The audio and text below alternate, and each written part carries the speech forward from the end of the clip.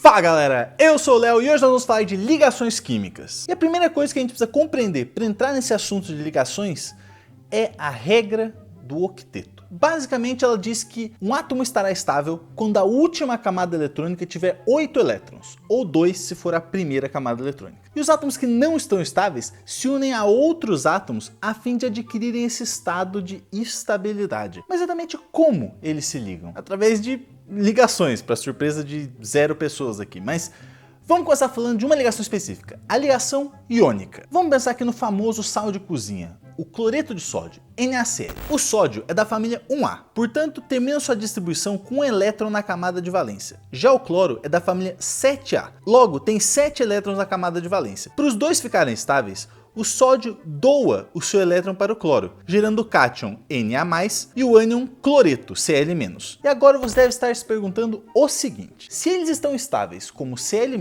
e Na+, por que eles vão se ligar? O sal de cozinha é um cristal, e esses íons, o Na+, e o Cl-, se mantêm unidos pelas suas cargas. Se você tem uma transferência definitiva de elétrons de um átomo para o outro e ele se atrai por uma força elétrica, isso é ligação iônica. Mas esse foi um exemplo bem simples, né? O sódio precisava doar um elétron, o cloro precisava receber um elétron. Agora, e se eles precisarem doar e receber quantidades diferentes de elétron? Por exemplo, o alumínio é da família 3A, portanto, ele precisa perder 3 elétrons. Já o oxigênio é da 6A e precisa ganhar 2 elétrons para ficar estável. O segredo é você pensar que a molécula final tem que ser neutra.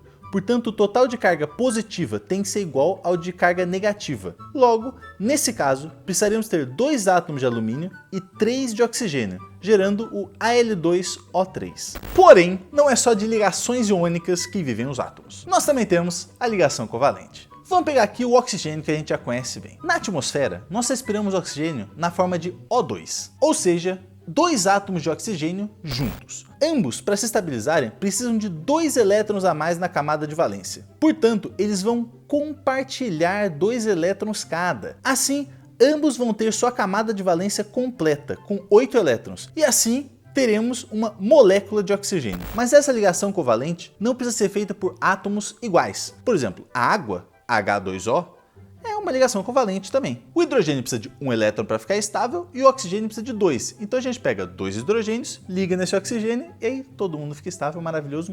E é basicamente isso a ligação covalente. Os átomos compartilham os elétrons entre si. Mas é óbvio que para toda regra existe uma exceção.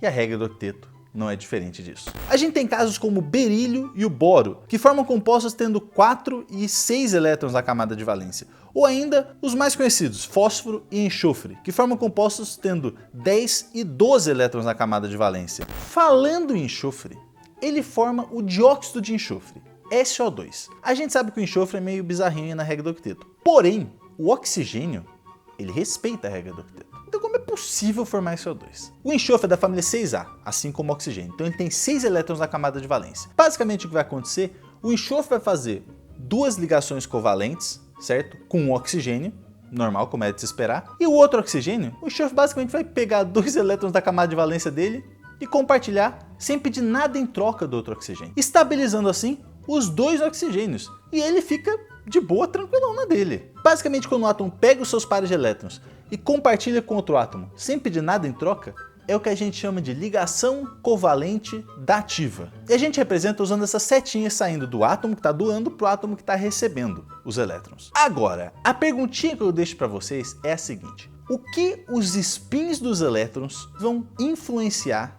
nas ligações covalentes? E é isso, galera. Eu deixo vocês com um grande beijo, um abraço e eu fui.